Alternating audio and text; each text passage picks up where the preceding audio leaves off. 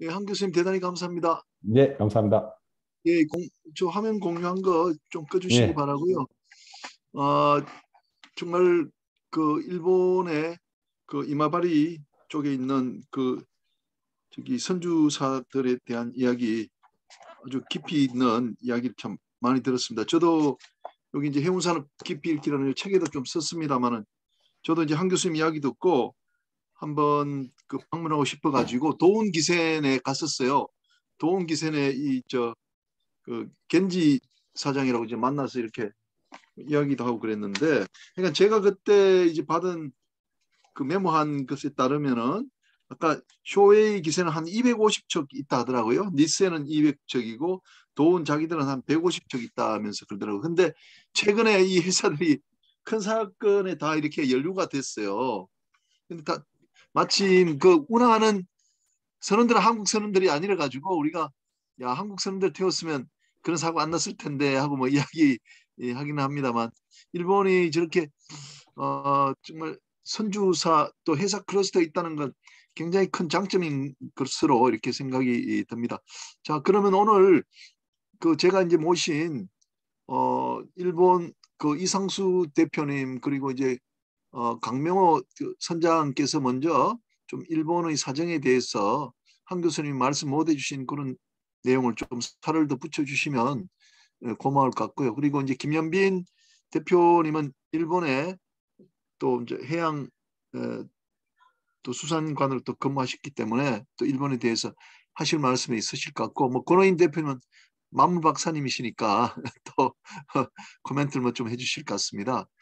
우리 이상수 대표님은 과거에 이제 한진해우도 근무하셨는데 지금 빌헬름이라고 세계에서 가장 큰 그 선박 관리회사 거기에 이제 일본 대표로 계십니다. 제가 2년 전 동경에서도 이제 큰 도움 받고 그렇게 했었는데 이상수 대표님 좀 코멘트 좀 부탁드리겠습니다. 지금 동경이시죠? 아, 예, 안녕하세요. 예, 네, 교수님. 반갑습니다. 네, 예, 반갑습니다. 예. 한정희 교수님, 저희 그 강의 굉장히 잘 들었고요. 굉장히 구체적이고 많은 내용을 담고 있어서 저한테도 많이 도움된 것 같습니다. 그리고 저는 집이 요코하마여서 지금 뭐 정확히는 요코하마에 있습니다만, 어쨌든, 반갑습니다. 그리고 저희 그 같은 경우에는 선주사가 저한테는 이제 고객이 되는 고객사가 되고요. 저희 회사에서 일본 그 선주, 일본 고객에 관리하는 배가 약 40척 정도 됩니다. 그래서 동경에 있는 선주들도 많고요. 그리고 특히 그러니까 그 에임의 그 이마바리 같은 경우에는 굉장히 재밌는 얘기를 많이 해주셨는데요. 특히 그러니까 외제차 얘기는 지금도 마찬가지인 것 같습니다. 얼마 전에 마지막으로 그러니까 이마바리를 그러니까 그 방문한 건 2019년인데 그때 당시 매년 5월쯤 되면은 그 바리시피라고 해서 그 이벤트를 합니다. 올해는 그 2년마다 한 번씩 하는 이벤트여서 올해 이벤트는 코로나 때문에 온라인으로 했었고요. 그 이마바리 시에 가보면 가장 높은 건물이 그러니까 이마바리 그 국제 호텔, 국사의 호텔이라고 해서 이것도 이마바리 조선소가 가지고 있는 네, 호텔인데요.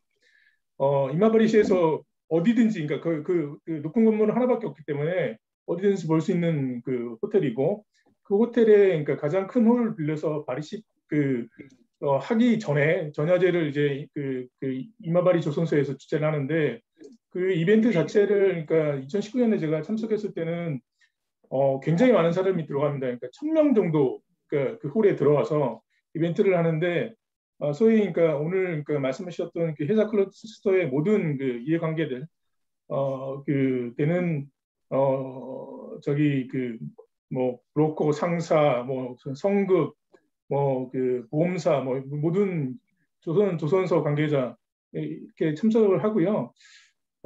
그래서 그렇게 되고 그래서 제가 볼 때는 그 최근에 그러니까 또 재밌는 얘기인데 지금 모르겠어요. 재밌는 저한테는 좀 인상 깊은 얘기는 뭐가 있었냐면 저는 이제 그 선주사를 그 고객으로 해서 이게 영업을 하는 입장이다 보니까 최근에 동경에 있는 어떤 그 파이낸셔였는데 배도 가지고 있는 선주도 하는 파이낸셔를 만났는데 저하고 그러니까 처음 그 얘기를 하면서 그러니까 그 얘기를 하더라고요. 최근에 동기센에서 그 자초된 사고가 있었습니다. 네.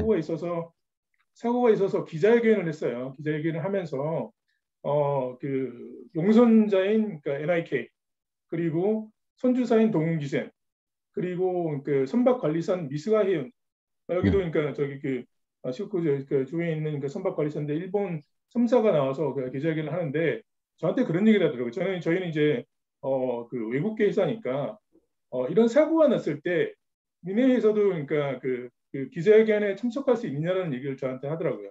그래서 저는 개인적으로 굉장히 인상이 깊었는데 그 얘기는 뭐냐면 뭐 그러니까 그 어떤 그 관계사나 뭐 어떤 그런 비즈니스 파트너보다 굉장히 단결력이 있다는 그런 의미로 저는 받아들였습니다. 그래서 어떤 그런 단결력이라는 게 좀 외부에서 보기에는 굉장히 그러니까 그 측정하기 힘들 정도로 굉장히 그러니까 탄탄한 그런 관계가 있고요. 그리고 아까 좀 얘기가 좀 두서가 없습니다만 그 최근 들어서 그러니까 최근에 그러니까 경향을 말씀을 드리면 이마바리 그 선주들도 최근에는 다른 선종들을 조금씩 넘나 보기 시작했어요.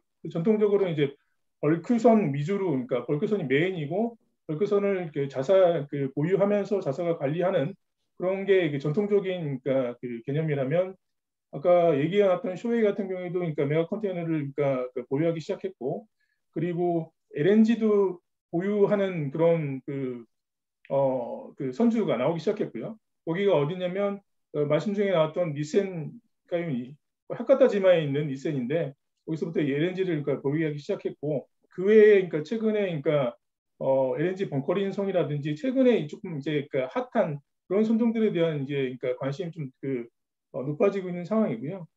그리고 저는 개인적으로 또 인상이 깊었던 것 중에 하나가 그 해상 그 클러스터가 되면서 그러니까 있는 이점 중에 하나가 이제 정보의 어떤 집중화, 집약화 이런 게 그런 말씀을 하셨는데 제가 인상 깊은 것 중에 하나가 아까 말씀드렸던 이마바리 호텔에 방문할 때마다 크고 작은 세미나들이 있습니다.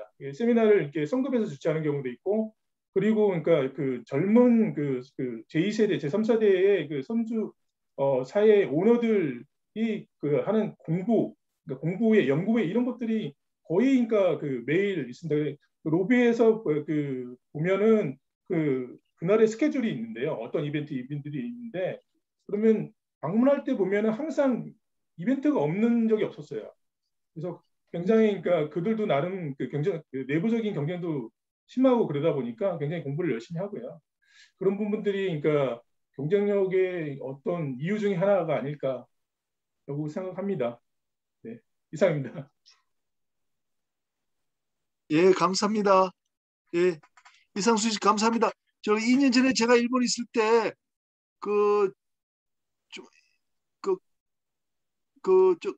뭡니까 이상수 씨가 주최해가지고 했던 그 행사 있지 않습니까? 비렐름에서 해서 그 일본 선주들 그 여객선 네네네. 그것 좀 소개해 주십시오. 예. 그러니까 저희 같은 경우에는 그러니까 윌림슨 자체가 그러니까 노르웨이에서 기원된 회사고요.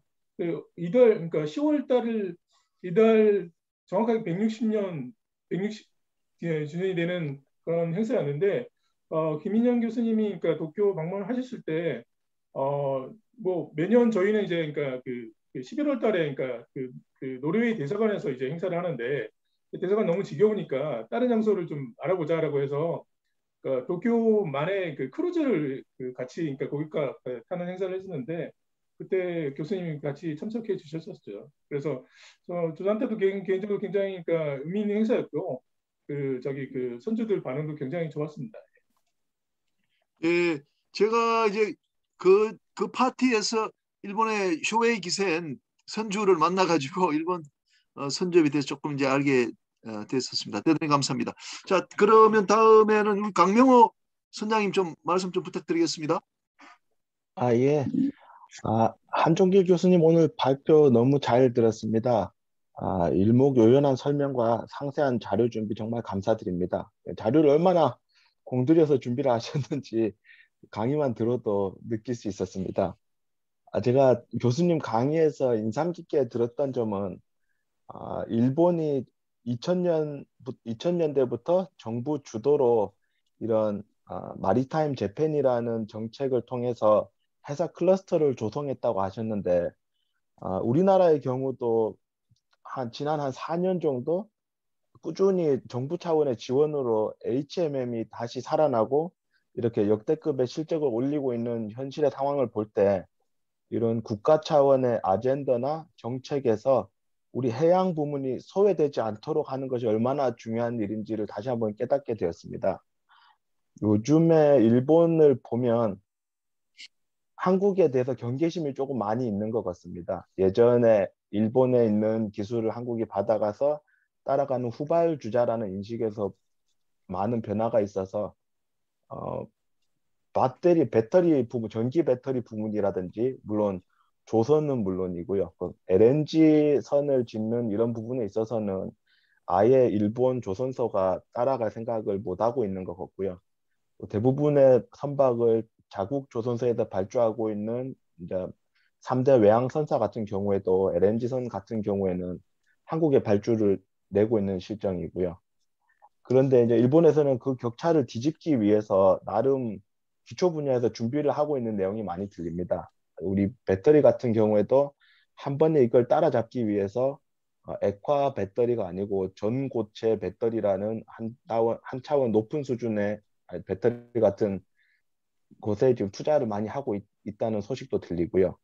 아, 조선 같은 경우는 아직까지 우리나라 조선소에서는 이제 뭐 설계 부분에서 어느 정도 뭐 비준을 받았다고 들었는데 액화 수소선을 만들어 가지고 최근에 딜리버리가 이제 세계 최초로 1호선이 딜리버리가 됐다고 들었습니다. 다음 달부터 이제 운항에 들어갈 거고요. 호주랑 일본 사이에 액화 수소선이 이제 운항에 들어갈 거고요. 그거는 LNG가 지금 마이너스 163도에서 액화시키는 기술보다 한 차원 더 기술이 필요한 마이너스 258도 정도에서 이제 액화가 되는 한 차원 높은 기술이라 들었습니다. 이것이 성공하면 이제 16만 톤급의 제대로 된 액화수소선 두 척을 또 만들어 가지고 운항한다고 들었습니다. 그러니까 이런 식으로 일본은 기술 격차에서 한국한테 따라잡히지 않기 위해서 많은 나름대로 노력을 하고 있다 생각하고요. 이 부분에 있어서는 우리나라도 물론 지금도 잘하고 있지만 꾸준히 앞으로도 더 잘해서 일본을 또 많이 따라잡았으면 좋겠다는 생각을 하고 있습니다. 말씀해주신 일본의 선주사들을 보면 참 부러운 점이 많습니다. 우리나라도 이렇게 많은 선주들을 통해서 선봉량을 늘리면 참 좋을 텐데 주어진 조건이 일본하고 많이 다른 것 같기도 하고요. 첫 번째로는 일본은 내항선 시장이 많이 발달되어 있어서 선주업의 진입 장벽이 상당히 낮습니다.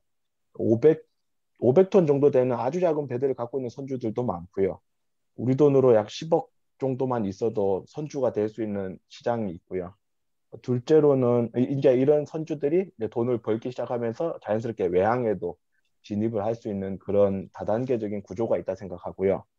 두 번째로는 외항선사도 그렇고 우리 3대 선사라고 불리는 외항선사도 그렇고 내항선에도 200척에서 300척 정도 운항을 하고 있는 큰 운항사들이 많아서 선주 같은 경우에는 내가 배만 있으면 여기 운항사 쉽게 맡겨버리면 영업에 대한 그런 어려움이 없이 쉽게 이렇게 안정적인 수입을 올릴 수 있다는 점이 또 매력적인 선주의 시장이 되고 있다고 보이는데요.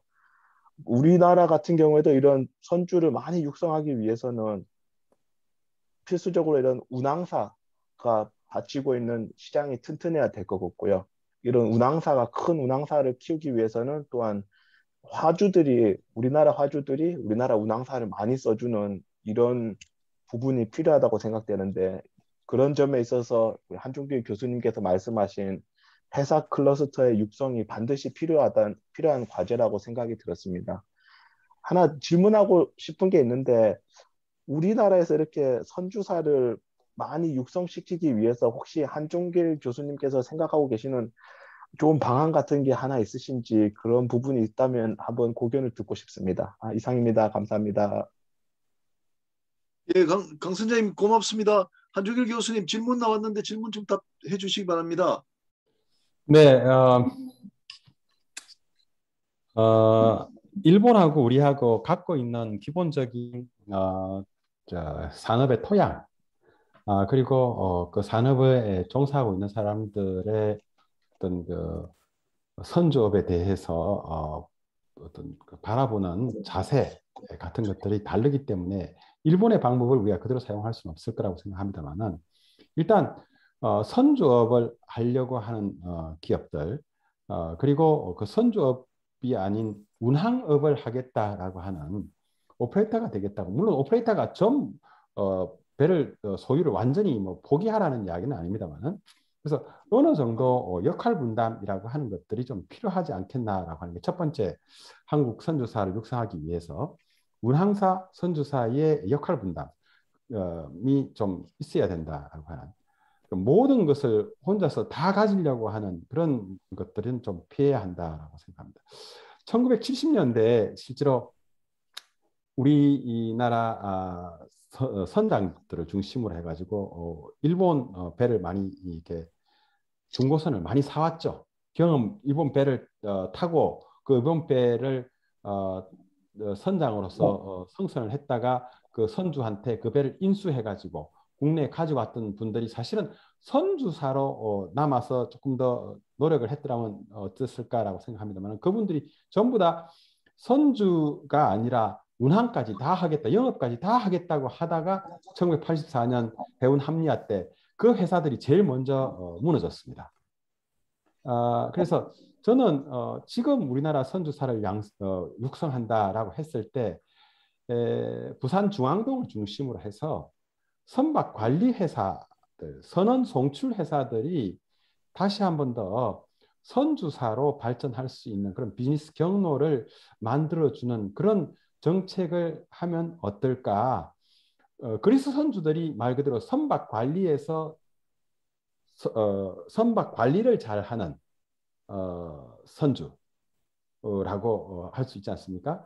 그래서 선박을 잘 관리하고 있다가 같은 중고선이라도 비싸게 팔 수 있는 그런 선박 가치를 극대화시켜가지고 중고선의 가치를 극대화시켜서 팔 수 있는 능력을 가지고 있는 선박 관리를 잘하는 그리스 선주들의 모델이 또 이런 쪽에서는 우리가 좀 할 수 있는 것이 아닌가라고 생각합니다. 그래서 우리나라 선주를 육성하기 위해서는 선박 관리업을 선주사로 어떻게 변화시켜 나가고 그 선주사들이 대형 운항사들에게 선박을 빌려줄 수 있는 임대할 수 있는 그런 식으로 발전할 수 있는 그림을 산업의 그림을 한번 그리면 좋겠다고 생각합니다. 예, 이상입니다. 예, 한 교수님 감사합니다. 한 교수님 제가 질문 하나 드릴게요. 저도 일본에 그 동경대학에 6개월 가 있으면서 이제 산업계를 좀 돌아보고 그랬었는데 그 이제 한 2, 3년 전에 이제 부산에서 이런 이야기들을 했었어요. 그 선사들도 말하자면 지금 운항사들도 부산에 막 와야 된다 이제 이런 이야기를 많이 했었거든요. 근데 제가 이제 가보니까 운항사들은 다 동경 근처에 있는 것 같더라고요. 그래서 내가 그 이유를 물어보니까 화주들이 다 동경에 있기 때문에 그 일본의 그 이마바리 이런 사람들이 그 운항사 저 이마바리 내려오라는 이야기는 안 한다는 거죠. 그래서 아마 이제 제가 그때 느낌은 우리가 이제 이마바리는 이제 조선하고 이제 선주업 조선업 중심으로 이렇게 클러스터가 있는 것 같고 동경은 이제 화주와 이제 운항사 그리고 이제 법률, 보험, 금융 이런 게 이제 그 집중이 돼 있는 것 같아요. 그래서 제가 볼 때는 우리나라에 알려지기는 이제 이마바리만 유일한 회사 클러스터다 일본에 이렇게 돼 있지만 그거는 아닌 것 같고 일본에는 또 제가 말씀드린 대로 이제 운항과 화주와 이제 보험, 금융, 법률은 동경에 있고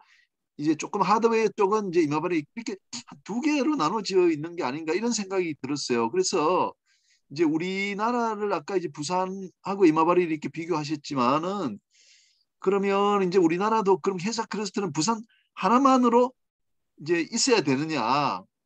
아니면은 이제 경인 지방도 있잖아요. 뭐 평택부터 해가지고 이제 인천, 서울 지역이 있고 부울경이 있고 이렇게 하는데 그걸 뭐 해사 클러스터를 좀 일본의 그 동경하고 이마바리처럼 우리도 이제 두 개로 가는 것이 어떤가 하는 그 저 생각도 있을 수가 있거든요. 이제 그 부분에 대해서 좀 한 교수님 좀 어떻게 생각하시는지 좀 의견을 여쭙니다. 예, 이게 회사 클러스터라고 하는 것은 말 그대로 지역을 기반으로 한 겁니다. 그래서 그 지역의 특성을 반영해서 부산 회사 클러스터에 맞는 건 뭐고, 서울 회사 클러스터에 맞는 건 뭔가라고 하는 것을 찾아서 거기에 맞는 지역 정책과 결합된 회사 정책을 펴는 겁니다.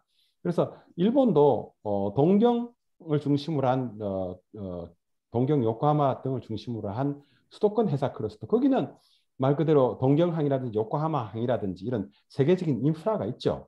항만도 있고 또 해양 관련된 행정이 그쪽에 있지 않습니까? 행정의 중심이기도 하고 또 화주기업들과 직접 영업을 해야 하는 대형 운항사들이 다 그쪽에 있죠. 그래서 동경 회사 클러스터의 성격과 에임의 이마와리 회사 클러스터의 성격은 또 다르고요. 또 나가사키를 중심으로 해서 조선소들이 대형 중공업 회사들의 그 계열 조선소들이 모여 있는 나가사키 회사 클러스터는 또 다른 이야기를 합니다. 그래서 나가사키 회사 클러스터는 말 그대로 조선에 집중을 하고 해상 풍력이라든지 그런 쪽으로 주로 접근을 하는 그런 정책을 하고 있고, 또 저기 일본 동북지방에 가면은 어선들이 집중해 있는, 원양 어선들이 집중해 있는 뭐 우리 참치 독항선 뭐 이런 것들 이야기하고 하는 그 퍼세이나 같은 그런 배들을 주로 만드는 조선소들이 많이 모여 있는 그런 오후나토라고 하는 곳인데, 그런 쪽하고는 또 다른 이야기입니다. 그래서 그쪽에 수산 뭐 클러스터 뭐 그런 식으로 각각이 다른 성격을 갖고 그 성격에 맞는, 그래 부산에 맞는 게 뭘까라고 하면 서울에 있는 해운회사 본사들이 못 내려가는 거는 여기 있는 화주들 때문입니다. 그러면 부산에서는 뭘 불러야 되냐라고 하면 제가 생각할 때는 선박 관리업이 부산에 다 있기 때문에 그 선박 관리업을 베이스로 해서 선주사들을 육성해서 선주사들을 지원할 수 있는 해양 금융 지금 뭐 관련된 정부 기관들이 부산으로 다 내려가 있지 않습니까? 그러면 그런 것들을 활용해서 선주사들을 육성을 하고 그 선주사들이 운항사들과 협력할 수 있는 틀을 만드는 것이 부산 해사 클러스터다라고 저는 그렇게 생각합니다. 예, 뭐 그 점에 대해서 저도 완전히 100% 동감입니다. 저도 그 이제 우리가 선주사 육성하려고 여러 노력 많이 하는데 선주사의 말로 이제 부산에 가게 되면은 정말 해사 클러스터가 완성될 수 있을 것 같아요. 그리고 일본도 보니까 해사 클러스터에서 그 이제 선주업 하시는 분들 배가 한 1,000척 정도 되는데 반은 이제 전문 아까 위렐럼 이상수 씨 같은 그 위렐럼에 이제 선박 관리를 맡기고 반은 자기들이 이제 선박 관리한다 그러더라고요. 그러니까 지금 우리 부산은 정말 선박 그 관리업의 중심이니까 선접을 하기 아주 좋은 환경에 있다 이렇게 이제 생각이 듭니다. 자, 그러면 다음 우리 김연빈 대표님한테 마이크를 넘기도록 하겠습니다. 김 대표님. 예, 안녕하십니까. 저 김연빈입니다. 그 한종길 교수님 말씀 잘 들었습니다. 또 우리 한 교수님하고는 제가 일본에서 만나서 같이 해양정책연구소를 방문했던 그런 기억도 있습니다. 그리고 우리 또 아까 김기석 시도상선 부사장님 오셨는데요.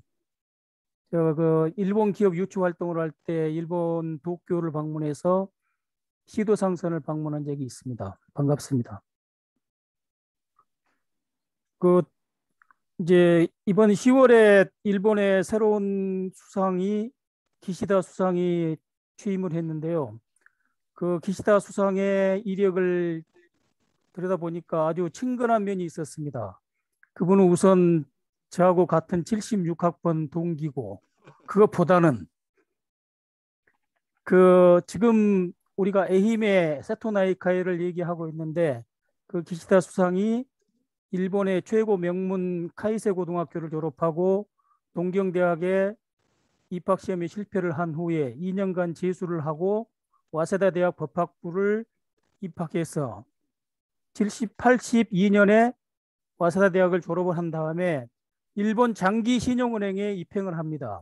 그래서 2년 반 동안 본점에서 근무를 한 후에 그 지금 에히메 옆에 있는 카가와현의 다카마스에 부임을 해서 거기에서 해운업 그 영업맨으로서 활동을 합니다. 그러면서 이게 해운업의 뭐 도산이라든지 파산이라든지 하는 그런 그 어려운 환경을 많이 경험을 하고 그래서 경제를 거기서 배웠다는 그런 우리하고는 좀 그 선박 금융을 했던 그런 경험이 있는 분이 일본 수상이 되셨다 하는 이제 그런 뭐 좀 억지로 뜯어다 붙입니다만은 좀 친근한 면이 좀 있는 것 같습니다. 오늘 뭐 제가 발표를 할 것은 아니었는데 이제 김인영 교수님 말씀하셔서 그 제가 하고 싶은 얘기는 아까 이제 그 우리 카톡에 그 자료를 보냈고요. 그 속에서 발견한 내용이 일본에서는 이제 금년 2월, 5월 달에 이 두 가지의 큰 정책을 발표를 한 것 같습니다. 이제 일본 국토교통성에서 발표한 내용 중에 이제 일본의 그 조선업과 박용 선박 공업이 굉장히 중요한데 그것이 지금 한국과 중국에 밀리고 또 국제 경쟁에 밀려서 굉장히 어려운 상황이다. 이런 상황을 감안해서 국토교통성이 금년 5월 21일 날 회사산업 강화법을 개정을 해서 그 속에서 이제 조선법을 개정을 합니다. 그러면서 사업 기반 강화 계획 인정 제도를 창설하고 또 하나는 특정 선박 도입 계획 인증 제도라는 그 두 개의 새로운 계획을 도입을 합니다. 먼저 그 조선업에서는 사업 기반 강화 계획에서는 조선 사업자나 박용공업 사업자가 사업을 재편하거나 생산성 향상 등에 관해서 사업 기반 계획을 작성해서 국토교통 대신 인정을 받으면은 그런 사업 기반 강화 계획 실행에 필요한 자금을 일본 정책금융공고에서 장기 저리로 융자를 받을 수 있고 또 사업 재편에 관한 등록 면허세를 경감하고 또 기술 개발 보조 등을 하는 조치를 시행합니다. 두 번째는 이 법 속에서 또 해상운송법이 개정이 됐는데 그 속에서 특정 선박 도입 계획 인증 제도가 도입됐습니다. 이 제도에서는 그 해운 사업자가 안전하고 또 환경 부하가 낮고 고품질인 선박 이것을 이제 특정 선박이라고 얘기하는데 이런 선박을 도입을 할 때 각종 지원을 통해서 이제 그 해운업을 지원하도록 하고 있는 제도입니다. 이 제도는 먼저 그 아까 조선업에서 사업 기반 강화 계획 인정을 받은 조선 사업자가 만든 선박만을 대상으로 해서 이제 선박 공급하는 측면에서는 조선업자를 지원하고 또 수요 측면에서는 해운업을 선박 도입을 촉진하는 그런 것으로서 조선업과 해운업 간의 선순환을 창출하는 그런 구조를 갖고 있습니다. 앞으로 이제 국토교통성에서는 이런 그 두 개 제도를 이용해서 조선업과 해운업을 함께 이제 지원한다고 합니다. 그래서 우리 조선업과 해운업, 우리 그 현실 속에서도 이런 그 일본의 제도를 한번 검토를 하고 해서 우리 그 해운업에 또는 조선 산업에 적용할 수 있는지를 한번 그 정책 당국에서 검토했으면 하는 생각입니다. 예, 감사합니다. 예, 감사합니다. 그 좋은 시사성 있는 일본의 정책에 대해서 여기에 대해서 제가 조금 그 살을 좀 붙여도 될까요? 예, 예.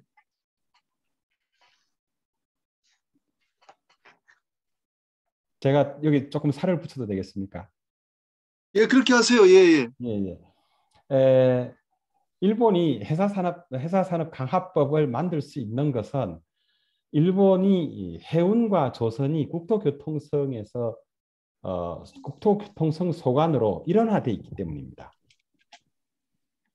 이게 그래서 그 국책금융기관까지 해운과 조선을 같이 보고 동원할 수 있는 그런 정책 행정 체계가 만들어져 있고 그렇기 때문에 거기에 맞는 법도 만들 수가 있습니다. 그래서 우리가 지금 가장 부족한 부분이 사실은 이런 조선 해운의 행정 정책의 일원화입니다.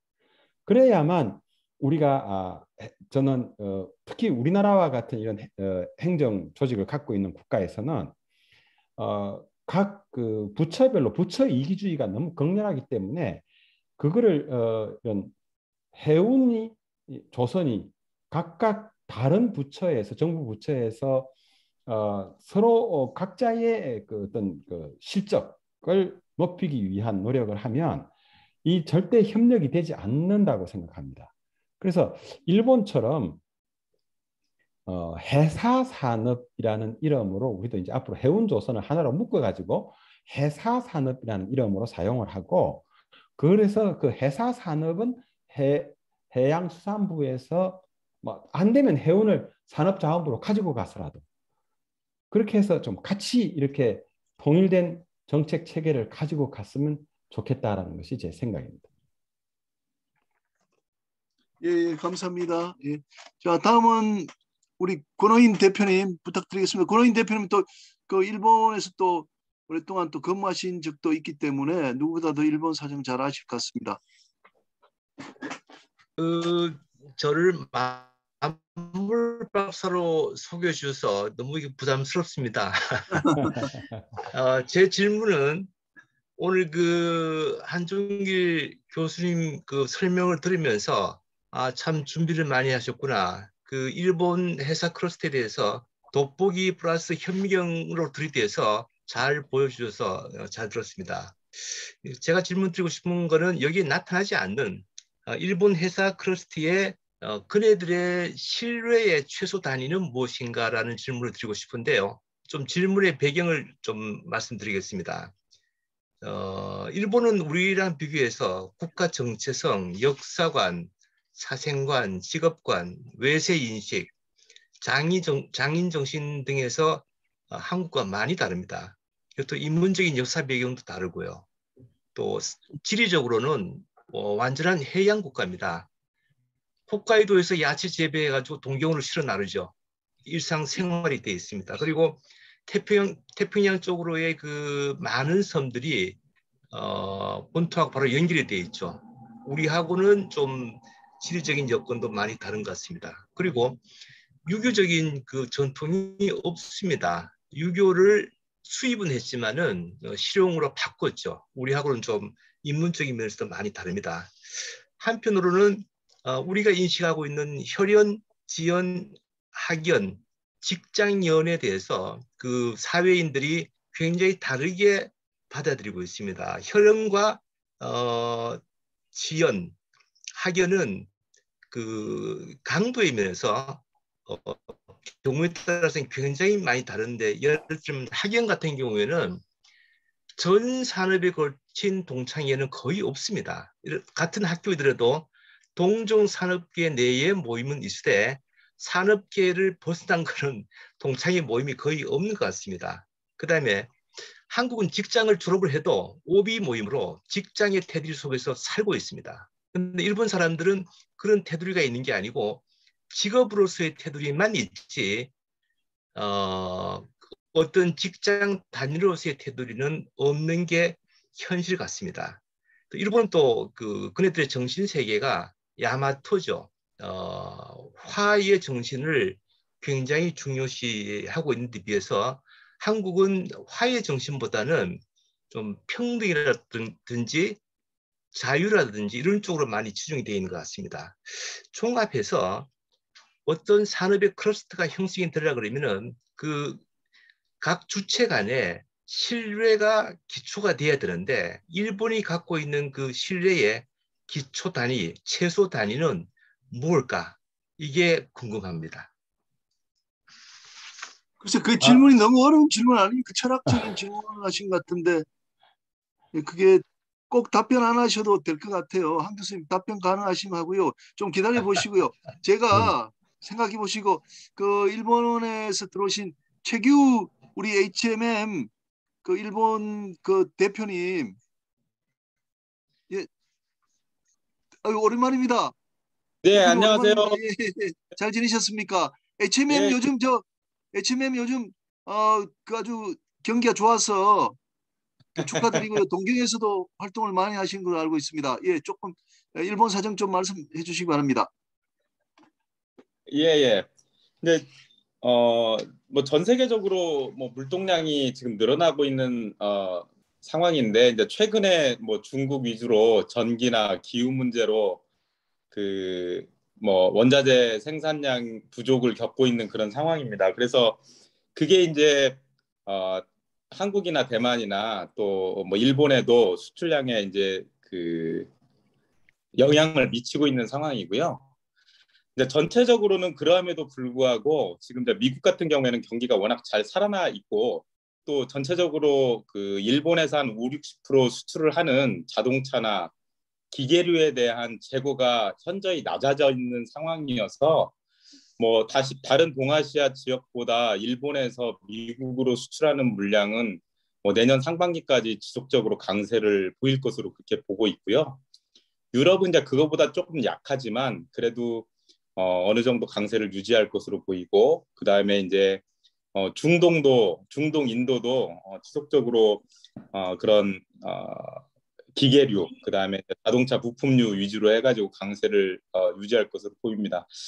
뭐 저희가 계속적으로 저희 회사가 비즈니스를 확장해 왔는데 뭐 한 가지 또 경사스러운 것은 뭐 신문에도 났지만 저희가 그 동아시아에서 남아프리카 더반을 잇고 그 다음에 이제 그게 남미 동안까지 가는 그런 서비스를 부산발 기준으로 12월 11일 프로 론치를 하게 돼 있습니다. 저희 일본에도 이제 할당량을 한 120T 정도 받아서 매주 더반 쪽에는 이제 중고차, 그 다음에 남미 동안에는 뭐 자동차 부품이라든가 기계류, 케미칼, 화학류 이런 물품들을 이제 수출하게 되어 있습니다. 그래서 뭐 HMM이 국가의 성원과 국민의 지원 덕분에 이게 커가고 그 사이에 또 일본 대표로 나와 있는데 또 일본에서도 일정 부분의 물량을 나눌 수 있어서 또 그렇게 기여를 할 수 있게 돼서 굉장히 기쁘고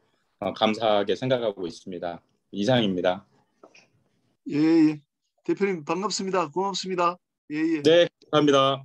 예, 감사합니다. 그 한중길 교수님 혹시 아까 질문 답변 예, 해주시겠습니까? 예. 굉장히 심오한 질문이신데요. 다른 거는 사실 잘 모르겠고 이마바리의 그 관한 좀 재미있는 이야기입니다. 일본에서도 가문을 굉장히 중요시하고 실제로 일본의 많은 그 선조들이 자기 자녀들을 대를 이어가면서 그 사업을 하게 합니다. 그래서 가족 단위를 굉장히 중요시한다라고 하는 것은 그 특징 중에 하나이지만 그러나 그 가족이라고 하는 것이 꼭 그 저기에만 그 혈연으로만 관련된 가족이 아니라는 것은 이 무라카미 무라카미 그 가문에서는 일반적으로 자기 혈연에만 무라카미라는 성을 준 것이 아니라 그 무라카미 수군과 관련되는 일을 하는 사람들한테도 무라카미라는 성을 주었다고 합니다. 그래서 왜 그렇게 주었냐라고 하면 같이 배를 타고 같이 해적질을 하고 같이 무역을 하는데 남자들이 배를 타면서 빨리 죽을 수 있는 사고가 나서 죽을 확률이 높잖아요. 그렇기 때문에 자기들 그런 어떤 그 연대 관계에 있는 사람들 또 가족 관계를 꼭 피로만 하지 않고 같이 일하는 사람들까지도 이렇게 확장을 시켜서 무라카미라는 성을 가질 수 있도록 해왔고 그것이 이 중세, 근대 그리고 현대에 오면서까지 그런 부분들이 그 지역의 향토색으로 이렇게 내려왔다라고 향토색이 되었다라고 하는 것을 제가 그 에임의 현에 관련된 그 이번에 준비를 하면서 그 기사를 찾아보니까 좀 역사에 관련된 그런 이야기들이 있었습니다. 그래서 그런 걸로 정도로 제가 답변을 대신하도록 하겠습니다. 예, 예, 감사합니다. 예, 그러면 저 다른 분들 좀 오늘 관련해서 뭐 일본 등등 관련해서 좀 코멘트 더 해주실 분들 있으시면은 좀 해주시고요. 아무래도 우리 조선업 쪽에서 한 분이 말씀하셔야 될 것 같습니다. 저도 2년 전에 동경에서 떠날 때 그러는데 뭐 LNG는 일본 그 선주들이 쉬쉬하면서 모르게 일본 조선소 모르게 우리나라에 많이 발주한다고 그랬는데 강명호 선장님도 오늘 그런 말씀하셔서 이건 우리나라 특히 LNG 건조는 초격차 우리 안 사장님 좋아하시는 초격차가 되는 것 같습니다. 사장님 좀 말씀 좀 부탁드리겠습니다. 저 안 사장님 마이크 좀 켜주십시오. 예. 제가 오늘 우리 한종길 교수님이 꽤 오랜만에 뵀는데 반갑습니다. 오늘 여러 가지 말씀을 해주신 가운데 저는 이제 일본을 아마 거의 지금 한 20년 동안 한 500번 갔던 것 같습니다. 그래서 정말 일본에 있는 선주, 화주, 뭐 해운사 전부 다 이제 굉장히 많은 지인들이 연결되어 있는데 그 중에 이제 김기석 부사장님도 같이 이제 있고 굉장히 일본은 좀 특이한 것 같아요. 아까 성 얘기 혈연, 학연, 지연인데 저는 다른 각도에서 상당히 많이 봤거든요. 이 일본에는 학연과 지원, 그러니까 일본의 성은 2차 세계대전 이후에 굉장히 다릅니다. 우리나라가 생각하는 성, 일본이 생각하는 성, 혈연이 완전히 다릅니다.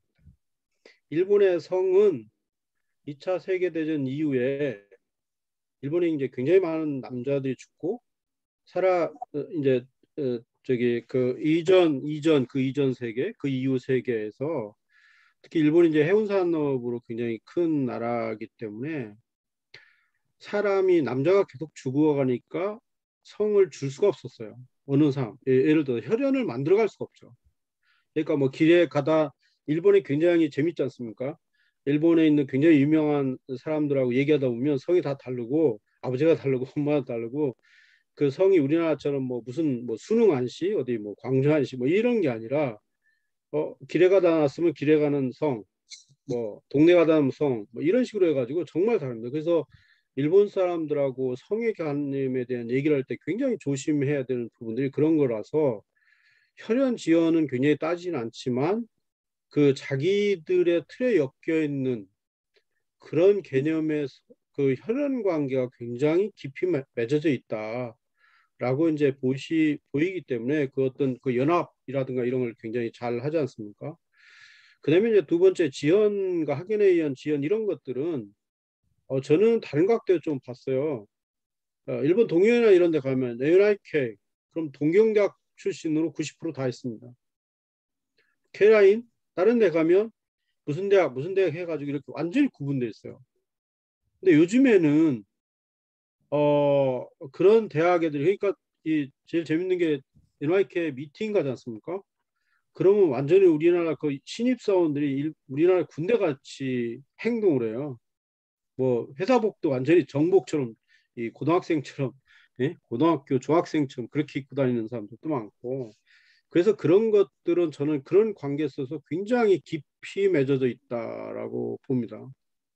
근데 이제 지방이나 이런 데로 가면 이게 아까 이제 말씀하셨는데 일본이 지금 동경, 이마바리 또 뭐 요코하마 쪽, 그 밑에 이제 후쿠오카 이런 쪽으로 해가지고 이제 많이 이렇게 나눠져 있지 않습니까? 아까 그 조선소가 있는 지역, 거기에는 클러스터는 철저하게 그 관계 중심에서 이제 나눠져 있고, 그다음에 이제 또 하나는 우리나라 아까 그 한정규 교수님도 말씀하셨는데 사실 저도 그런 얘기를 많이 합니다. 한국 해운과 조선이 반드시 합쳐져야 된다고 생각하는 게 저도 이제 일을 하다 보면 산자부에 가서 맨날 뭐 뚱땅거려야 되고 해양수산부 가서 뚱땅거려야 되고 이게 서로 의견이 틀리고 배가 조선사에서 건조하면 딱 인도하는 그 순간 해수부 인도 전까지는 어떤 일을 써도 산자부 이런 식으로 완강히 이제 구분돼 있어서 물론 자기들끼리 어떤 뭐 여러 가지 그 뭐 정책도 있고 뭐 기싸움도 있고 이렇게 하고 뭐 인프라 자기들만의 인프라 이런 것도 있지만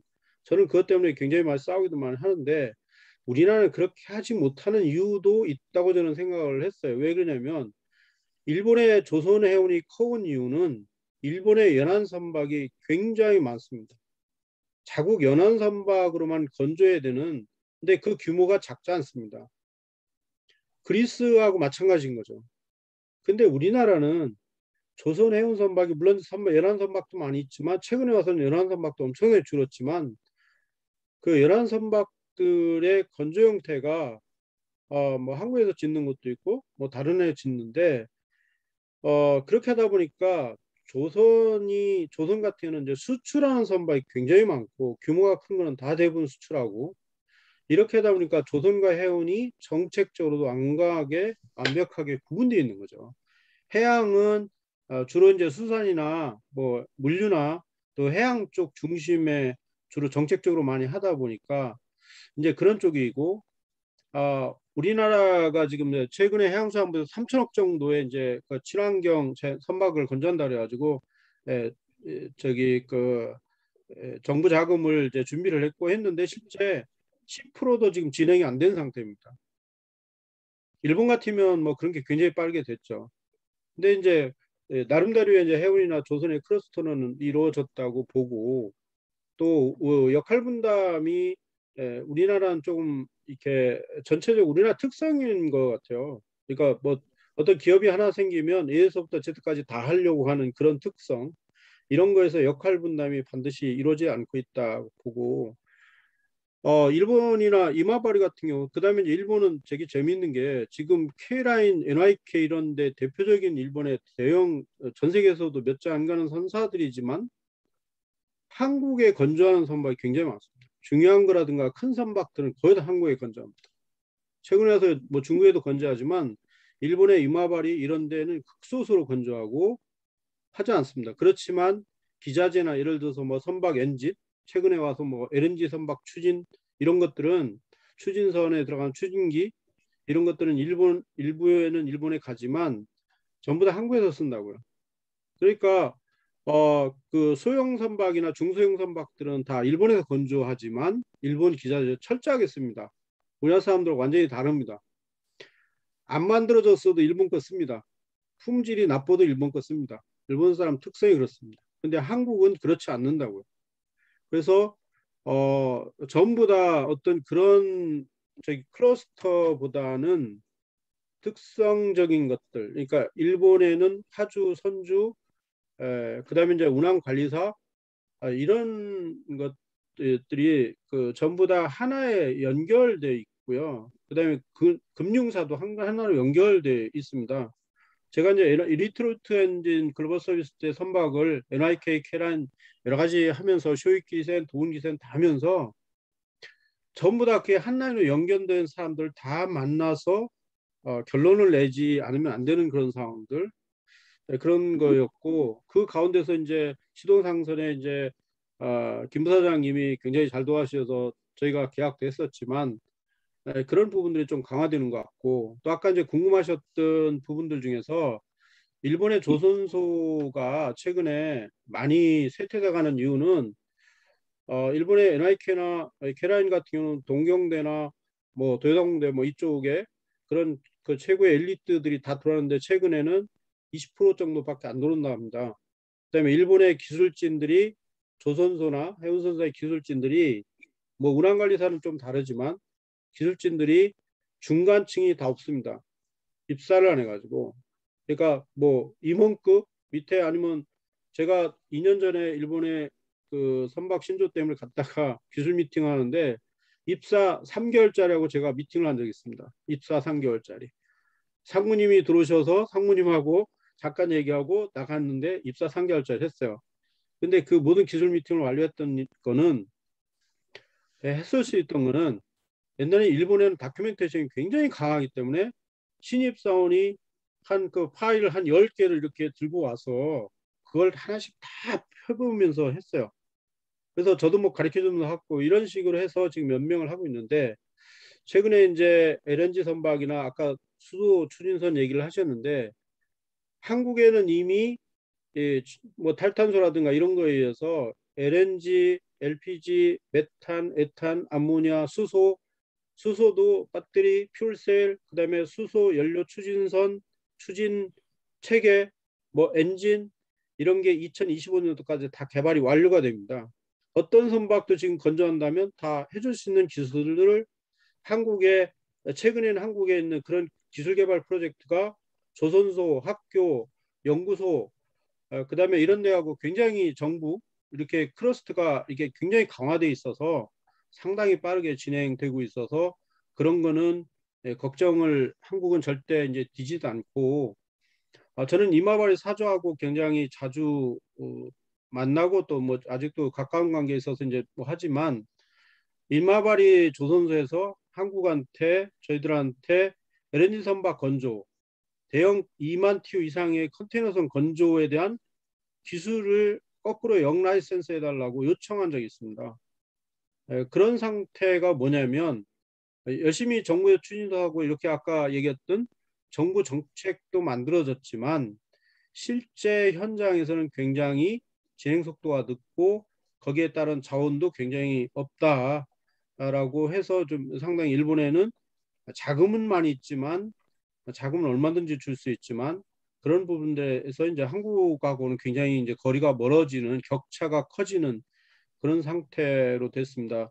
그래서 이제 뭐 일본 정부가 지금 한국하고 이제 뭐 기업 개발하는 것도 이제 지금 뭐 하는 이유도 그 WPS에 대한 그런 여러 가지 이유 때문에 한국은 그렇게 클러스터를 만들고 싶어도 못하는 부분이 있지만 일본은 자기들이 하고 싶으면 한다고요. 중국도 마찬가지고 그런 관계에서 많은 이제 한국하고 일본의 차이가 있는데 저는 조금 더 한번 이렇게 늘 말씀드리는 거는 어쨌든 간에 일본이 그동안 해왔던 클러스터들이 한국도 있어야만 된다. 물론 이제 조선업과 해운의 클러스터는 조선업 자체의 클러스터는 많이 연결되어 있지만 서로 연결되는 클러스터가 못하는 이유가 아까처럼 한국에는 정말 이제 한국의 큰 선박들을 발주할 수 있는 데가 몇 개 없지 않습니까?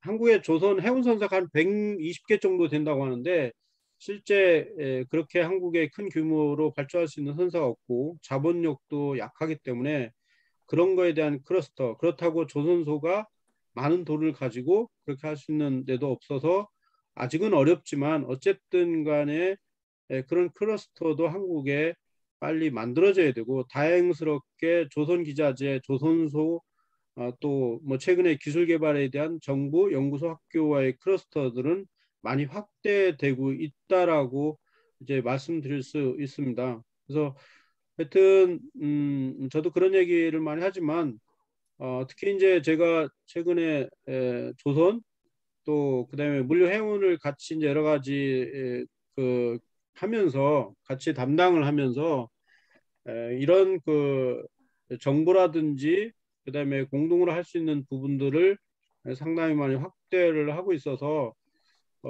하여튼 저라도 좀 열심히 그런 걸 해서 우리나라의 해운 산업도 글로벌 탑 티어에 반드시 많은 선사가 들어갈 수 있어요. 저는 HMM 하나 정도 가지고는 우리나라 해운 산업이 정말 성공할 수 없다고 판단을 하거든요.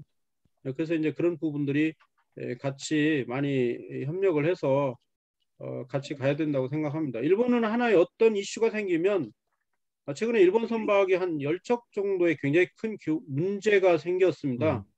문제가 생기는데 다다시시하고 있어서 그렇지 실제 해결 못하는 것도 굉장히 많고요.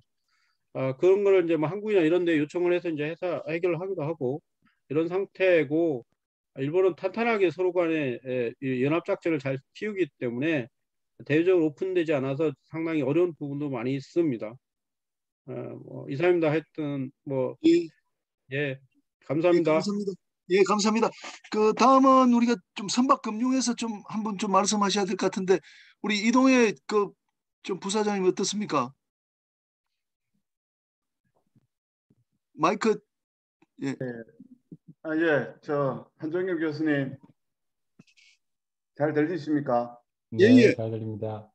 아니 뭐 그동안 뵙고 싶었는데 이 코로나 때문에 뵙지를 못했다가 하여튼 강의를 주셔가지고 강의하는 내내 한 2시간 동안 제가 2013년도에 토니지 프로바이드를 해야 된다고 국회에서 떠들고 지금까지 그 답을 못 내고 있었는데 오늘 그 한 2시간 동안 이야기를 들으면서 곰곰이 지금 많은 고민을 하고 특히 이제 우리가 일본이나 그리스를 많이 이제 좀 선조업에 있어서는 벤치마크를 해야 된다라고 말은 했는데 그간에 우리 또 이 한 교수님의 이 고견을 상세하게 접할 기회가 없어서 오늘 그 강의가 참 저한테는 많은 그 사고도 하겠군 하고 또 앞으로 연구 방향에도 큰 영향을 줄 것 같습니다. 그래서 감사하게 생각합니다.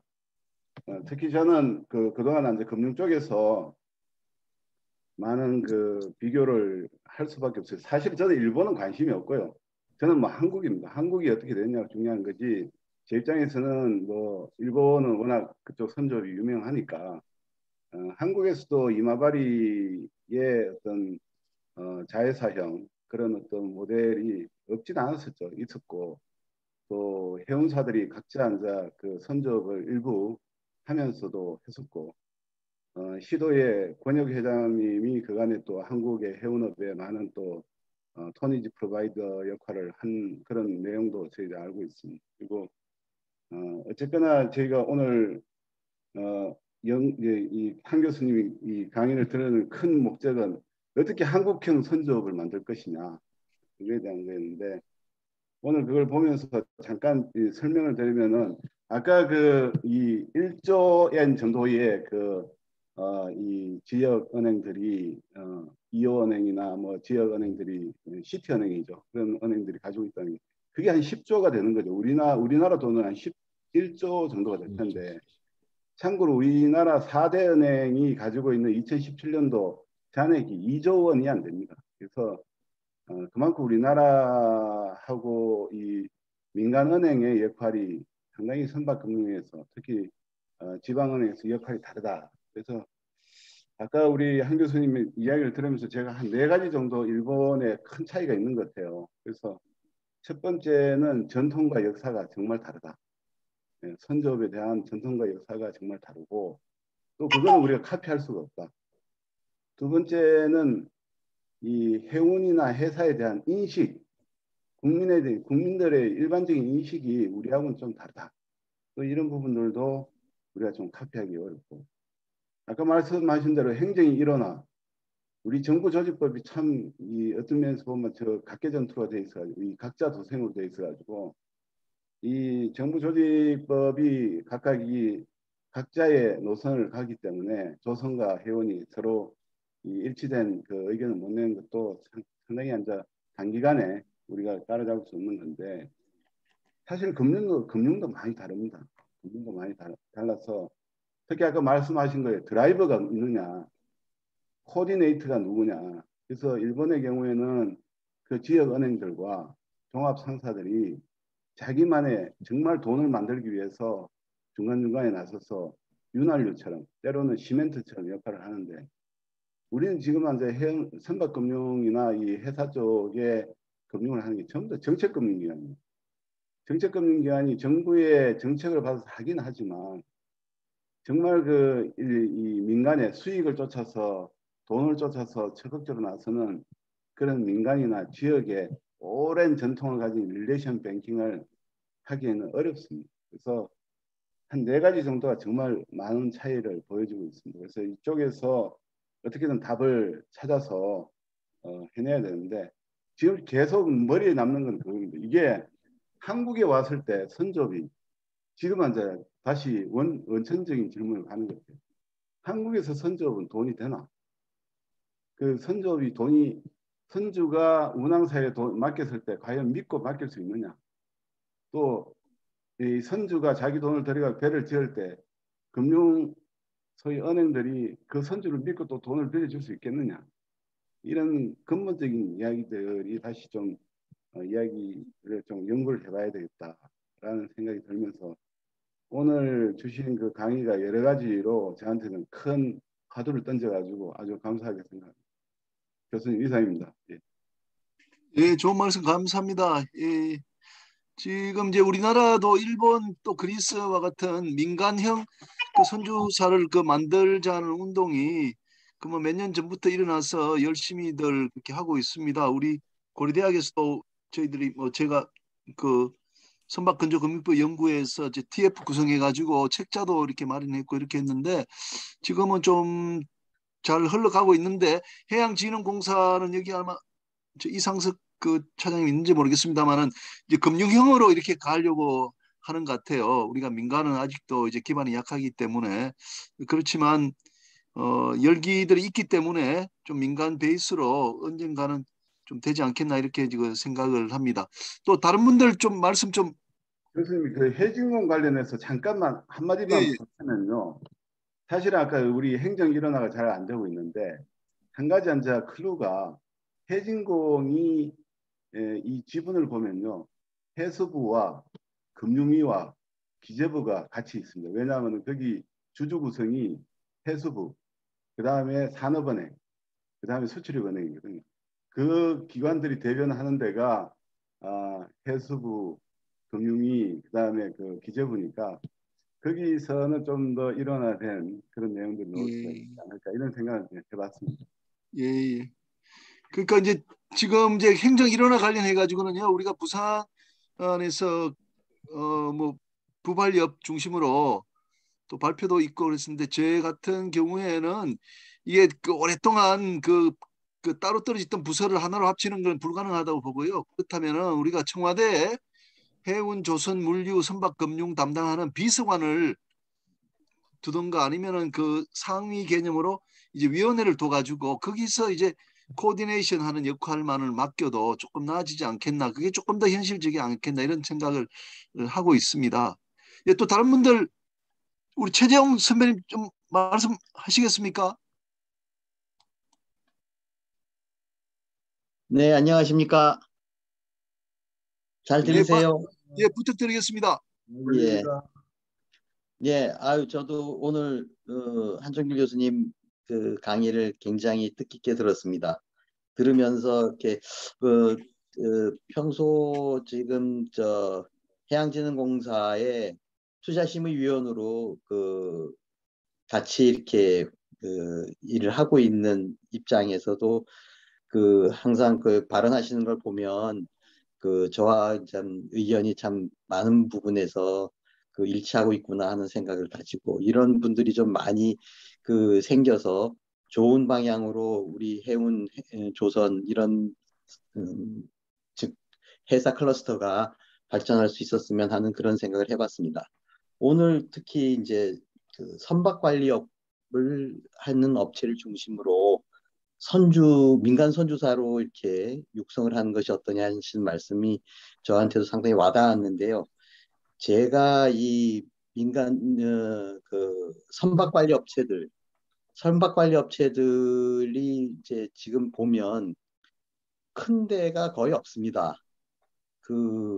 좀 크다 그러면 뭐 겨우 한 20척 관리한 수준이고, 그리고 큰 해운 회사들은 자기 자체 선박 관리 회사를 다 가지고 있고, 그리고 대부분이 선박 관리 업체들이 한 10척 정도 관리하고 내외를 관리하고 있는 것 같은 모습을 보이고 있는데, 이들이 지금 선박 도입하는 거 보면 신조가 하나도 없습니다.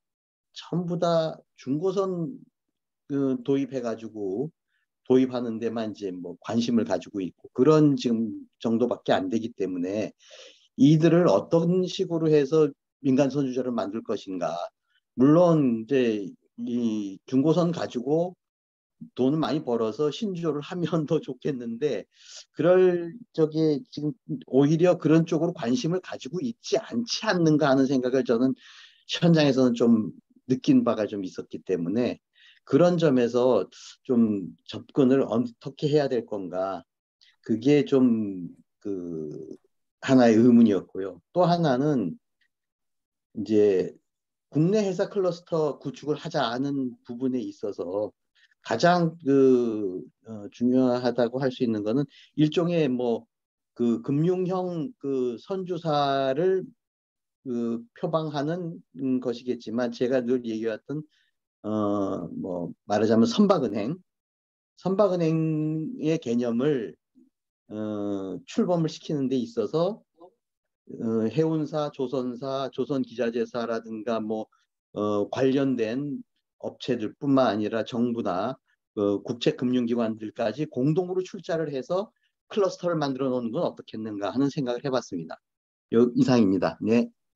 예, 좋은 말씀이십니다. 예, 유병세 전문의 듣고 계세요? 유병세 전무님 지금도 망에 계시나요? 유병세 전무님,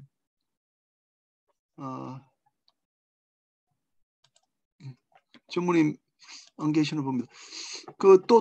또 말씀에 신용경 선배님 혹시 말씀하시겠습니까? 신용경 이숙행 선배님. 뭐 너무 좋은 의견들이 많아가지고. 예, 말씀하십시오. 아닙니다. 우리 해운에 오랫동안 종사하신 신용경 전 신성해운 고문님께서 한 말씀 해주시겠습니다. 사실 이게 톤네지 뱅크 해운 선조업에 대해서 그동안에 뭐 오랫동안 같이 검토를 해왔는데, 우선 지금 길은 제대로 가고 있다고 생각해요. 왜냐하면은 지금 현재 상황에서 그냥 민간이 출범하기로는 너무 덩치가 크고 리스크도 있기 때문에, 우선 해진공이 그러한 어떤 리스크 문제점을 딱 파악하는 차원에서 선두주자로서 한번 길을 닦아 놓으면은 다음에 민간 차원에서도 충분히 그걸 활용을 해서 성장이 될 거라고 생각합니다. 네, 이상입니다. 예, 감사합니다. 예, 교수님, 강병태인데요. 예. 강 박사님. 예.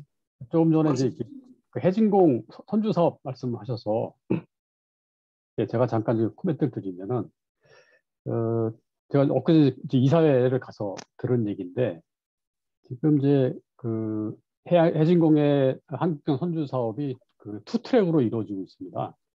이제 한 가지는 기존에 하고 있던 이제 세일즈 앤 리스펙, 그걸 이제 BBC HP 형태로 계속 해왔는데, 요거를 이제 BBC나 TC로 이제 바꿔서 지금 하고 있고요. 또 그걸 시범 사업을 해서 앞으로 이제 확대를 해 나가겠다는 한 트랙하고, 또 두 번째 트랙은 이제 금융 리스 회사를 자회사 형태로 만들든지 해서 금융형 선주를 이제 구축하겠다. 이 두 가지 트랙으로 진행을 하고 있는데, 첫 번째 이제 BBC나 TC 방식의 이제 선주 사업, 한국형 선주 사업은 지금 신임 사장님이 오셔가지고 조금 전에보다는 좀 신중하게 접근을 하시는 것 같아요. 왜냐면은 BBC로 했을 경우에, 선주 사업을 했을 경우에 이제 선가 리스크가 있지 않습니까? 나중에 이제 용서 기간이 끝난 후에 선가가 하락을 하면은 그 리스크를 온전히 이제 해양진공사가 또 하나 되는데, 거기에 대한 어떤 뭐 자신감이라든지 뭐 전문 인력, 아직까지 이제 성숙이 된 상태가 아니다, 그런 판단을 하신 것 같아요.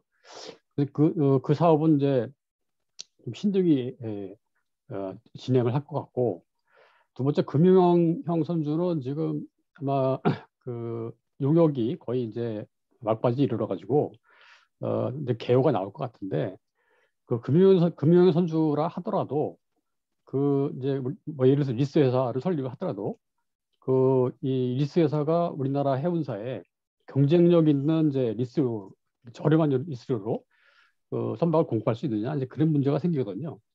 그거를 이제 해결하기 위해서는 지금 이제 텍스리스 제도가 우리나라도 도입이 돼야 된다. 그래야지만이 거기서 발생되는 이제 차익을 가지고 이제 선가를 깎아준다든지 그런 식으로 진행이 돼야 되는데, 아시다시피 우리나라 조세 관련 법률이 굉장히 복잡하게 돼 있고, 기재부에서 과연 이 해운 산업에 대해서만 그런 특혜를 줄 수 있느냐, 이제 그런 문제가 또 있고, 또 뭐 이거는 뭐 실무적인 문제긴 하지만 텍스리스 제도를 도입했을 경우에 거기에 투자하는 투자자가 지금 프렌치 텍스리스 같은 경우는 은행이지 않습니까? 은행이 직접 이제 SPC를 설립을 해서 처음에 이제 선주가 됐다가 나중에 이제 그 주식 옵션을 행사하면 해운사에 이제 SPC 주식하고 선박을 넘겨주는 그런 형태로 이루어져 왔는데 우리나라 같은 경우에는 그게 안 되는 게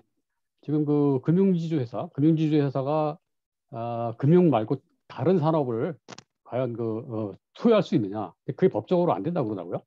또 그런 문제부터 해가지고 그런 투자자가 될 수 있는 그런 이제 이 캐피탈 프로바이더가 우리나라에 과연 금융사 말고 또 있느냐? 예를 들어서 뭐 대기업이 참여해가지고 거기에 투자를 해줘야 되는데 뭐 현대글로비스 같은 기업이 투자를 해서 뭐 세제 혜택을 때문에 그런 데 투자해서 할 수 있느냐? 근데 그런 여러 가지 디테일한 문제가 있는 것 같아요. 그래서 그게 이제 단시일 내에 이루어지긴 참 힘든 문제 여러 가지 벽이 있고 당장 지금 할 수 있는 그 한국형 선주 사업을 지금 하고 있는데 이게 본격화되기엔 굉장히 어려움이 많다.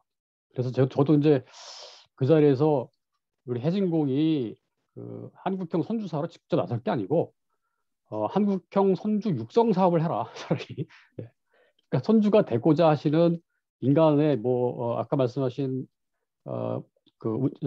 선박 관리 업체라든지 그런 운용사가 선주사로 전환했을 때 거기에 대한 뭐 KPX를 지원한다든지 다 여러 가지 지원을 통해서 민간 선주를 육성하는 게 방법이지 이 정책금융기관이 직접 선주가 되는 건 다른 애로사항이 있을 거예요.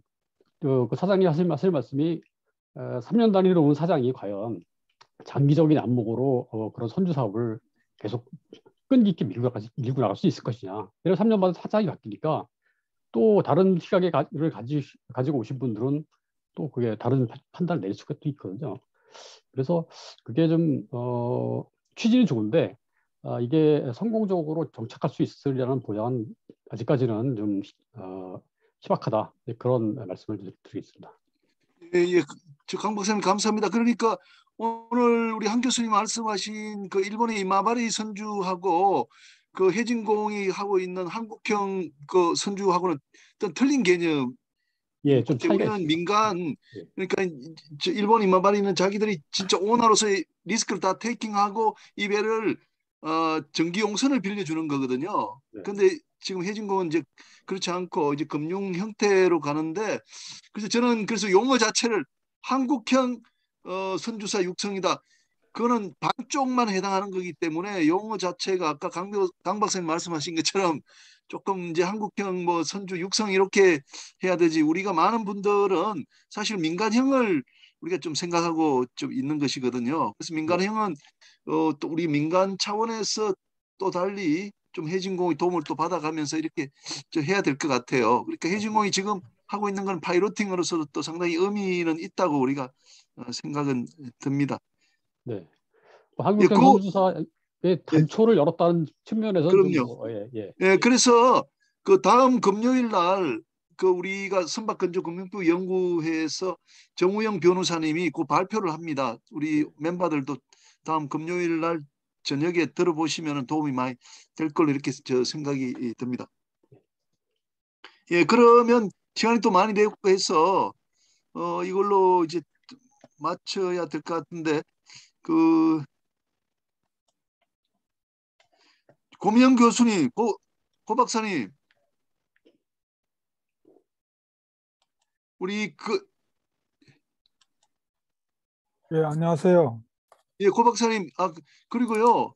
예. 그럼 저기 우리 KDI에 고 박사님 지금 안 보이시는 것 같아서 좀 이렇게 KDI 입장에서 어떻게 보시는지 한번 말씀 들어보고 마치면 좋을 것 같은데 나가신 것 같습니다.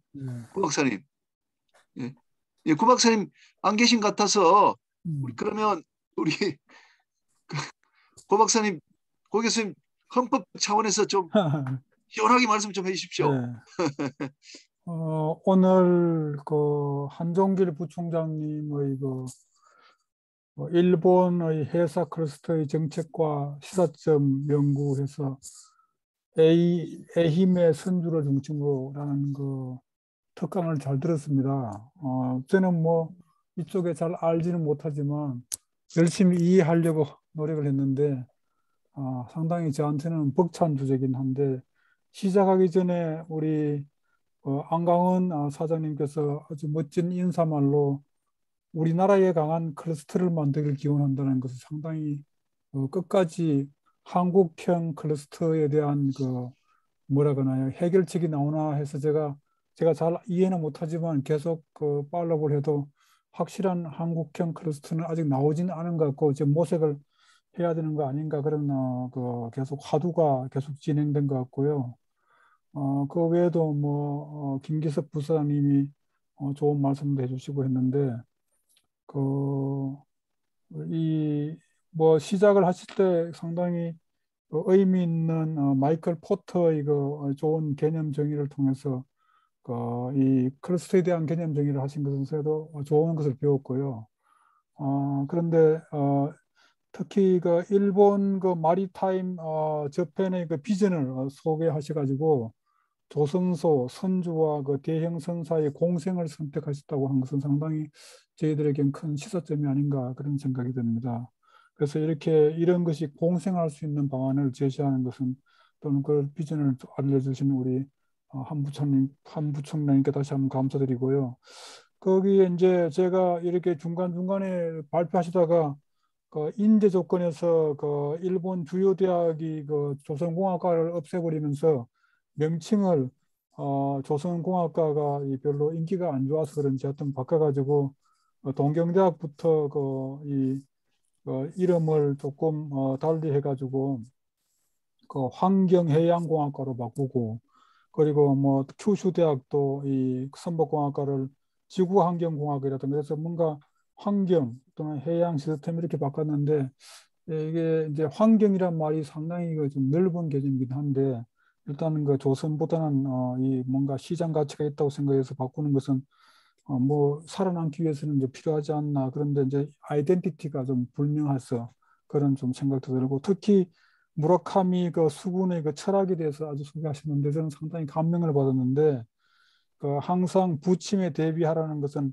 가라앉을 때는 반드시 때에도 반드시 떠오를 수 있고 그 다음에 떠올라도 반드시 다음에는 가라앉을 때를 대비하라는 것은 항상 부침에 지금 잘 될 때 항상 잘 된다는 게 아니고 또 못 될 때를 대비하고 하는 그런 상당히 그런 유비무한 자세가 아닌가 그런 생각에서 특히 그 배려심이나 과감한 행동이 필요하다고 제시한 것은 상당히 저는 오늘 많이 들으면서 많이 배웠습니다. 하여튼 그 귀한 발표를 제가 통해서 충분히 소화를 못해서 아쉽지만 뭐 여기 지정 토론자들이 이상수 대표님이나 강명호 선장님 등 여러분들이 또는 김연빈 대표님, 근호인 또 만물 박사님이 토론해가지고 오늘 이 토론이 또 아주 풍부해졌고 또 안강원 사장님이 다시 나타나가지고 또 일본과의 경험을 상당히 얘기하셨는데 특히 일본 강명호 사장님이 일본이 한국에 대한 경계심이 있다고 지적하신 것은 상당히 한국이 많이 발전된 거 아닌가 그렇게 해서 상당히 자부심도 있는 것 같고요. 그래서 상당히 의미 있다고 생각합니다. 그런데 이제 일본이 잘 되고 있는데 국토 해양성 산하였기 때문에 이제 조선과 해운이 일원화돼서 하는데 여기에 대해서 이제 뭐 논란이 있고 해서 해사 산업을 어느 부서에서 일어나는 것이 필요하다고 해도 돼서 감론을박이 있는 것 같은데 하나 앞으로 미래의 정부 구조가 개편되면 이런 것도 앞으로 고려할 정부 구조 계획 사업으로 필요하지 않나 뭐 김민영 교수님은 청와대 그런 거 뭐 비서관 통해서 하면 된다고 생각하는데 여러 가지 생각이 다를 수 있으니까 얼마든지 좋은 생각이고요. 그래서 여러 가지 하고 뭐 나중에 그 이동의 대표님 아주 좋은 말씀과 그리고 뭐 신용경 대표님 그리고 다시 뭐 강병태 교수님이 최근의 경험을 얘기하셨는데 제가 지금 하고 있는 이산화탄소 포집 저장 관련한 그것도 지금 이산화탄소를 포집해서 저장하는 것도 돈이 많이 들니까 그 민간에게 맡기기는 좀 힘드니까 처음에는 정부 공단을 통해서 먼저 하고 안 되면 이런 무슨 그 진흥단이라든가 뭐 그래서 하자는 그런 것을 민간이 좀 나중에 참여하는. 그래서 이런 지금 이것도 아마 이 해진공도 아마 그런 과정에서 역할이 앞으로 자리매김하고 좀 우리 강병태 교수님 회의 상황도 투 트랙으로 추진한다는 것은 앞으로 그 좋은 이산화탄소 포집 조작하는 CCUS 사업의 그 추진 주체를 어디로 할 것인가에 대한 좋은 시사점이 될 것 같아서 오늘 많이 배웠습니다. 하여튼 그 결국은 요컨대 한국형 형태로 한국이 필요한 그런 이 클러스터를 만들 수 있는 그런 배경을 오늘 이 귀한 특강을 통해서 토대를 닦았다 생각하고 앞으로 이 한 부총장님의 이 특강을 통해서 정말 한국형 이 클러스터가 만들어질 수 있기를 다시 한번 기원하면서 오늘 귀한 발표에 대해서 다시 한번 그리고 또 여러분들의 멋진 토론에 다시 한번 경의를 표하면서 마치겠습니다. 감사합니다. 예, 감사합니다. 아니 저기 김정수 저 선장님이 저 캐나다신데 뭐 짧게 좀 인사 좀 부탁드리겠습니다. 예, 캐나다. 예, 캐나다. 오늘 저기 예, 네. 예. 네, 오늘 우리 한 교수님 말씀 잘 들었습니다. 저도 그 무라카미 그 수군 그 저희가 실습을 75년에 시모노세키를 지나면서 그가 태평양을 횡단했는데요. 그때 시모노세키 지나면서 진짜 그 큰 여객선이 그때 당시에는 뭐 우리 아리랑호 같은 뭐 조그만 여객선이 뭐 제주도 다니고 그랬는데 그 시모노세키를 쭉 지나가면서 그 왔다 갔다 하는 엄청 큰 그 내항의 그 여객선들 보면서 와, 참 아주 진짜 감탄을 연발하면서 우리가 그 시코쿠 옆을 쭉 지나갔는데 그때 이제 시코쿠를 보면서 우리가 그 임진왜란 때 여기가 그 왜구들의 본산지다 이래가지고 우리 선장님이 설명하시던 그 분위기가 느껴져서 오늘 진짜 아주 실감 있게 우리 한 교수님 말씀 들었습니다. 그래가지고 야, 진짜 너무 지금 한국의 그 조선이 아까 그 안강현 사장님도 말씀하셨지만 저도 여기서 그 이거 신문에도 우리 한국이 그 LPG선들 뭐 세계 초인류로 그 제작하고 있다고 이런 소식들을 갖다 들으면 진짜 야 엄청 커졌구나 우리 한국 그러면서 진짜 자부심도 느끼고 너무 좋습니다. 우리 조금 더 분발해가지고 일본 애들이 절대 따라오지 못하는 해운 우리가 한진해운 없어졌을 때 진짜 무지무지하게 저희도 다 통탄하고 진짜 눈물 날 정도로 진짜 참 아까웠고 막 그런 것이 지금도 생생한데 다행히 HMM이 커져가지고 또 전 세계 항로를 다시 또 일궈낸다 그러니까 자 저는 멀리 떨어져 있지만 야 우리 해운인들 진짜 수고들 많이 하고 고생들 많이 하셨구나 하고 항상 고마워합니다. 오늘 말씀 해주신 모든 분들 너무 감사하고 조금 더 분발해서 일본 애들 절대 쫓아오지 못하는 일본은 영원한 우리가 일본에서 과거에 많이 배웠지만 그들은 과거에 우리를 너무 많이 죽였어요. 그래서 일본을 알되 일본을 항상 경계를 해야 되고 일본은 과거에도 그랬고 미래에도 영원한 동지이자 적이 될 수 있다는 거 우리가 항상 우리 해운이나 조선 업계에 계시는 분들이 꼭 염두에 두셔야 될 겁니다. 오늘 말씀 잘 들었습니다. 감사합니다. 예, 감사합니다. 그러면 오늘 그 한중길 교수님 좋은 강의가 있었고 제가 오늘 결론적으로 이런 말씀 드리면 우리 지금 분위기하고 딱 맞는 것 같습니다. 지금 이제 안광은 그 사장님이 리드하고 있는 조선업은 지금 이제 초격차 다른 나라와 이제 초격차를 벌이기 위해서 가고 있고 해운은 아주 많이 조금 부족하긴 합니다만 그래도 뭐 조만간 하여간 초격차를 벌리도록 노력하겠습니다. 그리고 선박금융 또 마찬가지일 거라고 이제 생각합니다. 그래서 제가 이제 초격차 하면은 초격차 여러분 꼭 한번 하고 마치겠습니다. 초격차, 초격차, 초격차, 초격차, 초격차. 네, 앞으로 우리가 초격차. 열심히 해서 우리 해운조선 물류 선박금융 모두 초격차 벌리는 그런 날이 올 걸로 기대합니다. 여러분 좋은 밤 되시기 바랍니다. 감사합니다. 예, 네, 수고하셨습니다. 감사합니다. 네, 수고하셨어요. 수고하셨습니다. 금요일 날 7시에 뵐게요. 금요일 날 7시. 예, 금요일 7시 뵙겠습니다. 예. 한 교수님 고생했습니다. 감사합니다. 예, 감사합니다. 김영민 대표님. 예, 고문영 네, 교수님. 수고하셨습니다. 감사합니다. 자, 한정일 교수님 고생 많았어요. 네, 아이고 선배님 감사합니다. 예, 최규 대표님 고맙습니다. 네, 감사합니다. 안광원 사장님 축하드립니다. 감사합니다. 예. 이광현 사장님 축하드립니다. 사장님 네, 축하드립니다. 감사합니다. 사장님. 대표님 축하드립니다. 초격차. 초격차. 너무 멋있어 초격차. 아니 김정수 사장 그 뒤에 배경 화면 아주 멋있네. 아 이거 내가 언제 한번 얘기하고 싶은 건데 요트 얘기를 많이들 하는데 한국에서 요트를 너무 호화 요트